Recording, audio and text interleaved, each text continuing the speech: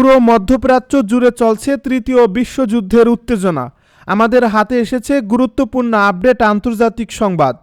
শুরুতেই থাকছে মধ্যপ্রাচ্যের যুদ্ধের ছায়া, সামরিক মহড়ার আড়ালে কি যুক্তরাষ্ট্রের পরবর্তী আঘাত। এবারে জানিয়ে দিব ওমান উপসাগরে ড্রোনের ছায়াযুদ্ধ, মার্কিন নৌবহরের খুব কাছে ইরানের শাহেদ বার্তা। সব শেষে জানিয়ে দিব ইরান ঘিরে অদৃশ্য জোটের বার্তা, চীন রাশিয়ার নীরব উপস্থিতিতে মধ্যপ্রাচ্যে নতুন সংঘাতের ইঙ্গিত। এতক্ষণ শুনছিলেন হাতে থাকা আপডেট সংবাদের শিরোনাম, এবারে বিস্তারিত। তবে তার আগে অনুরোধ রইল ভিডিওটিতে একটি লাইক এবং কমেন্ট করে জানিয়ে দিন ভিডিও সম্পর্কে আপনার মূল্যবান মতামত। আরও জানিয়ে দিন ভিডিওটি কোথা থেকে দেখছেন বা কোন জেলা থেকে দেখছেন। মধ্যপ্রাচ্যে যুদ্ধের ছায়া, সামরিক মহড়ার আড়ালে কি যুক্তরাষ্ট্রের পরবর্তী আঘাত।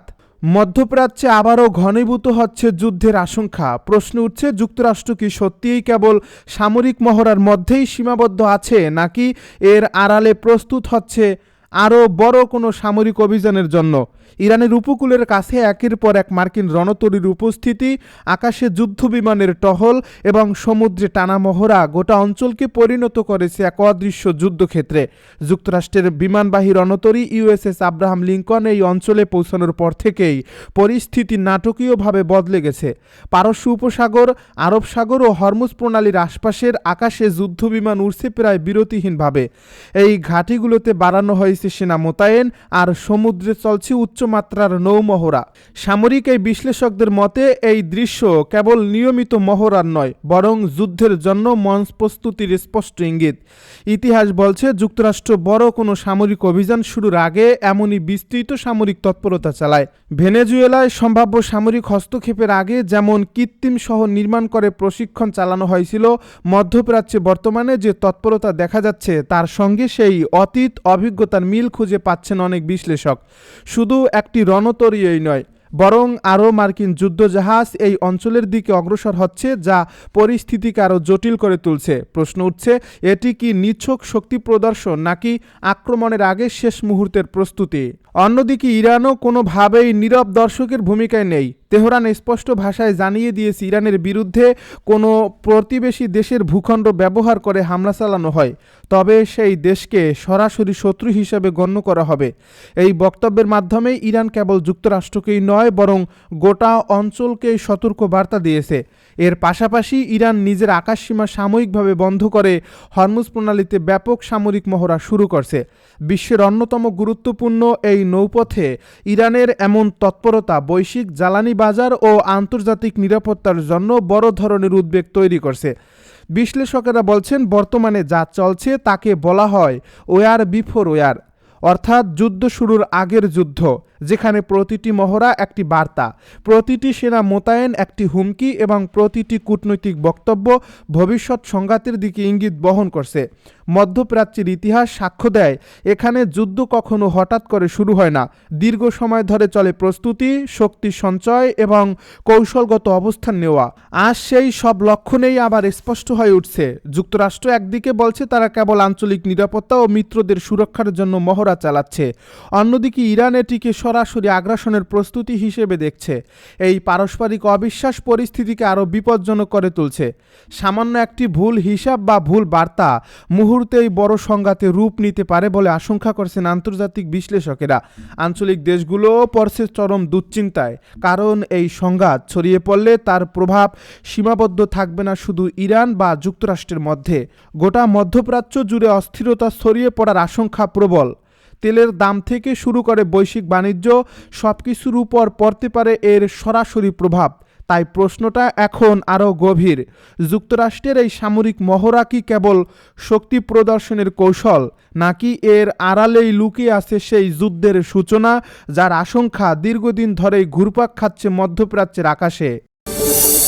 ওমান উপসাগরে ড্রোনের ছায়াযুদ্ধ, মার্কিন নৌবহরের খুব কাছে ইরানের শাহেদ বার্তা। একটি ভিডিওই যেন বদলে দিয়েছে মধ্যপ্রাচ্যের উত্তেজনার ভাষা। মার্কিন বিমানবাহী রণতরীর ড্রোন থেকে ধারণ করা সেই ভিডিও ফুটেজ ইরানের ইসলামিক রেভলিউশনারি গার্ড কর্পসের প্রধান মেজর জেনারেল মোহাম্মদ পাকপুরকে দেখা যায় গভীর মনোযোগে পর্যবেক্ষণ করতে। আর তার পরপরই প্রকাশ্যে আসে এমন সব তথ্য যা ওমান উপসাগরকে নতুন করে কাঁপিয়ে দেয়। ওপেন সোর্স গোয়েন্দা ট্র্যাকিং অনুযায়ী ইরানের শাহেদ 129 মাঝারি উচ্চতার দীর্ঘপাল্লার ড্রোন টানা কয়েকদিন ধরে মার্কিন নৌবহরের খুব কাছাকাছি অবস্থান নিয়ে নজরদারি চালাচ্ছে। এমন এক সময়ে যখন যুক্তরাষ্ট্র ইরানকে ঘিরে সামরিক উপস্থিতি জোরদার করছে এবং ইউএসএস আব্রাহাম লিঙ্কনের নেতৃত্বে বিশাল নৌবহর মধ্যপ্রাচ্যে মোতায়েন। সামরিক এই বিশ্লেষকদের মতে এই ড্রোন মোতায়েন কেবল প্রতীকী শক্তি প্রদর্শন নয়, বরং নৌবহরের চলাচল, রসদ সরবরাহ, বিমান উড্ডয়ন ও প্রতিরক্ষা ব্যবস্থার দুর্বলতা শনাক্ত করার জন্য একটি পূর্ণাঙ্গ নজরদারি অভিযান, যা ইরানি বাহিনীকে পরিস্থিতিগত সচেতনতার বড় সুবিধা দিচ্ছে। কম খরচে তৈরি কিন্তু কার্যক্ষমতায় অত্যন্ত কার্যকর শাহেদ ড্রোনগুলো একদিকে যেমন নজরদারির কাজে পারদর্শী, অন্যদিকে তেমনি সেগুলোকে একমুখী স্ট্রাইক প্ল্যাটফর্মে রূপান্তর করা যায়, যা প্রয়োজনে লক্ষ্যবস্তুতে আঘাত এনে বিস্ফোরণ ঘটাতে সক্ষম। এ কারণেই বহু বিলিয়ন ডলারের মার্কিন বিমানবাহী রণতরীর বিপরীতে কয়েক মিলিয়ন ডলারের ড্রোন ঝাঁককে এখন আর অবহেলা করা যাচ্ছে না। পশ্চিমা সামরিক মহলেও এই সক্ষমতা নিয়ে উদ্বেগ ক্রমেই বাড়ছে। কানাডার একজন সামরিক ড্রোন বিশেষজ্ঞ প্রকাশ্যে সতর্ক করে বলেছেন যে ইরানের ড্রোন বহর এখন মার্কিন নৌবহরের জন্য একটি বিশ্বাসযোগ্য ও তাৎক্ষণিক হুমকি, বিশেষ করে যদি একসঙ্গে বহু সংখ্যক ড্রোন ছুড়ে স্যাচুরেশন অ্যাটাক চালানো হয়। কারণ আধুনিক প্রতিরক্ষা ব্যবস্থা সাধারণত সীমিত সংখ্যক অত্যাধুনিক লক্ষ্য মোকাবেলার জন্য তৈরি, শত শত সস্তা কিন্তু আক্রমণাত্মক ড্রোনের ঢল ঠেকানোর জন্য নয়। ফক্স নিউজকে দেওয়া এক সাক্ষাৎকারে ড্রাগন ফ্লাইয়ের প্রধান নির্বাহী ও সহ প্রতিষ্ঠাতা ক্যামেরন সেলো একই সুরে বলেন, ইউএসএস আব্রাহাম লিঙ্কনের মতো বিমানবাহী রণতরী ও তার এসকর্ট যুদ্ধজাহাজের বিরুদ্ধে ইরান একযোগে ড্রোন ঝাঁক পাঠাতে সক্ষম। আর এমন পরিস্থিতিতে প্রতিরক্ষা ব্যবস্থার উপর চাপ পড়বে বহুগুণ, কারণ প্রতিটি ড্রোন ধ্বংসে ব্যয় হবে বিপুল অর্থ ও সময়, যা আক্রমণকারীর তুলনায় প্রতিরক্ষাকারীকে কৌশলগতভাবে পিছিয়ে দেয়। তার ভাষায় কয়েক মিলিয়ন ডলারের বিনিয়োগে ইরান এমন এক সক্ষমতা গড়ে তুলছে যা যুক্তরাষ্ট্রের অত্যাধুনিক ও ব্যয়বহুল সামরিক অবকাঠামোর বিরুদ্ধে কার্যকর চাপ সৃষ্টি করতে পারে। এবং এটাই আধুনিক যুদ্ধের নতুন বাস্তবতা। অস্বাভাবিক খরচে অসম যুদ্ধ। সামরিক পর্যবেক্ষকদের মতে ইরান যদি অল্প সময়ের মধ্যে শত শত ড্রোন ছুড়ে দেয়, তাহলে সেগুলোর সবকটিকে প্রতিহত করা প্রায় অসম্ভব হয়ে উঠতে পারে, যার ফলে অন্তত কিছু ড্রোন নির্দিষ্ট লক্ষ্যবস্তুতে আঘাত হানার সুযোগ পাবে। আর সেটাই বড় ধরনের ক্ষতি বা মনস্তাত্ত্বিক ধাক্কার জন্য যথেষ্ট। এই প্রেক্ষাপটে ইরানের কাছাকাছি মোতায়েন থাকা মার্কিন যুদ্ধজাহাজগুলোই এখন সম্ভাব্য প্রধান লক্ষ্য, এবং সেই লক্ষ্যকে মাথায় রেখেই তেহরান শাহেদ ড্রোন সহ বিভিন্ন মানববিহীন প্ল্যাটফর্ম প্রস্তুত অবস্থায় রেখেছে বলে ধারণা করা হচ্ছে। অন্যদিকে ইরানে সম্ভাব্য হামলার পরিকল্পনা মাথায় রেখে যুক্তরাষ্ট্র মধ্যপ্রাচ্যের যে বিপুল সামরিক সরঞ্জাম, রণতরী ও যুদ্ধজাহাজ জড়ো করছে তা পুরো অঞ্চলকে ঠেলে দিয়েছে এক ভয়াবহ অনিশ্চয়তার দিকে, যেখানে সামান্য ভুল হিসাবও বড় সংঘাতে রূপ নিতে পারে। সমালোচকদের একাংশের দাবি, এই সামরিক চাপের নেপথ্যে কেবল নিরাপত্তা নয়, বরং ইরান সরকারের উপর সর্বোচ্চ রাজনৈতিক ও কৌশলগত চাপ সৃষ্টি করে তেহরানের ক্ষমতার কাঠামো নড়বড়ে করাই যুক্তরাষ্ট্রের দীর্ঘমেয়াদী লক্ষ্য, যদিও ওয়াশিংটন আনুষ্ঠানিকভাবে তা অস্বীকার করে আসছে। সব মিলিয়ে ওমান উপসাগরের আকাশে উড়তে থাকা শাহেদ ড্রোনগুলো এখন শুধু নজরদারির যন্ত্র নয়, বরং একটি স্পষ্ট বার্তা। আধুনিক যুদ্ধে শক্তির সংজ্ঞা বদলাচ্ছে, আর সেই পরিবর্তনের কেন্দ্রবিন্দুতে দাঁড়িয়ে আছে কম খরচের কিন্তু উচ্চ প্রভাবের মানবহীন প্রযুক্তি। মাত্র ৫৬ ঘণ্টার ব্যবধানে একের পর এক চাঞ্চল্যকর ঘটনার মধ্য দিয়ে মধ্যপ্রাচ্যের ভূ রাজনীতিতে নতুন করে উত্তেজনার পারদ চড়তে শুরু করেছে।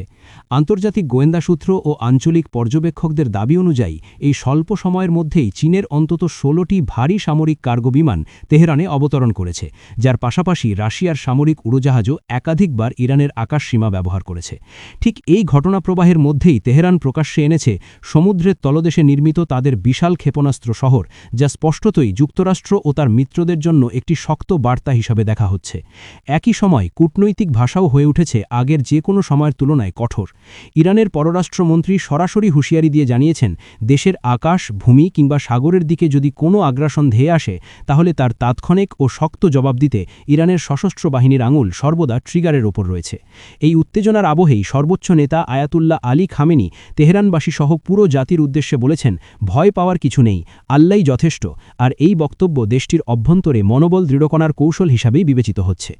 ইসরায়েলি সংবাদমাধ্যম মারিভ ও অন্যান্য গোয়েন্দা প্রতিবেদনে বলা হয়েছে, চীনের যে Y-20 মডেলের সামরিক পরিবহন বিমানগুলো তেহরানে অবতরণ করেছে সেগুলো এক একটি প্রায় 60 টনেরও বেশি সামরিক সরঞ্জাম বহনে সক্ষম, যা সাধারণ লজিস্টিক সহায়তার চেয়ে অনেক বেশি গভীর সামরিক সমন্বয়ের ইঙ্গিত দেয়। একই সময় রাশিয়ার সামরিক বিমানের নিয়মিত যাতায়াতও প্রশ্ন তুলেছে, কারণ মস্কো আনুষ্ঠানিকভাবে কিছু স্বীকার না করলেও এই নীরব উপস্থিতি তেহরানের প্রতি কৌশলগত সমর্থনের বার্তার হিসাবেই বিশ্লেষকরা দেখছেন।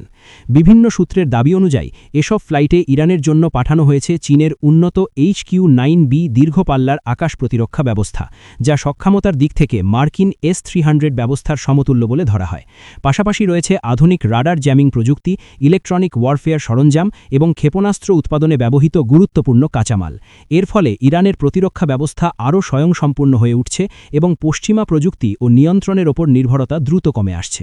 বিশেষজ্ঞদের মতে এই পরিবর্তনের আরেকটি বড় দিক হল ইরানের অস্ত্র ব্যবস্থায় মার্কিন জিপিএসের পরিবর্তে চীনের বাইডো স্যাটেলাইট নেভিগেশন সিস্টেমের ব্যবহার, যার ফলে যুদ্ধক্ষেত্রে অবস্থান নির্ণয় ও লক্ষ্যবস্তুর ওপর আঘাত হানার সক্ষমতা এখন অনেকটাই পশ্চিমাদের নিয়ন্ত্রণের বাইরে চলে গেছে। উল্লেখযোগ্য বিষয় হল এসব সামরিক ফ্লাইট ছিল অত্যন্ত গোপনীয়, কারণ ইরানের আকাশসীমায় প্রবেশের আগেই বিমানের ট্রান্সপন্ডার বন্ধ করে দেওয়া হয়েছিল, যাতে আন্তর্জাতিক নজরদারি ব্যবস্থা সহজে এগুলো শনাক্ত করতে না পারে। যদিও আধুনিক গোয়েন্দা বিশ্লেষণ ও স্যাটেলাইট নজরদারির মাধ্যমে শেষ পর্যন্ত বিষয়টি প্রকাশ্যে আসে। আনুষ্ঠানিকভাবে চীন, রাশিয়া কিংবা ইরান কেউই এই সহযোগিতার বিষয়ে বিস্তারিত কিছু স্বীকার না করলেও আন্তর্জাতিক বিশ্লেষকদের অভিমত এটি নিছক সামরিক সহায়তা নয়, বরং একটি সুস্পষ্ট কৌশলগত বার্তা যে ইরানকে একঘরে করে রাখার নীতি আর আগের মতো কার্যকর নয়। এই পটভূমিতেই ইরান রাষ্ট্রীয় টেলিভিশনের মাধ্যমে সমুদ্রের তলদেশে গড়ে তোলা ক্ষেপণাস্ত্র টানেল নেটওয়ার্কের দৃশ্য প্রকাশ করে বিশ্বকে চমকে দিয়েছে।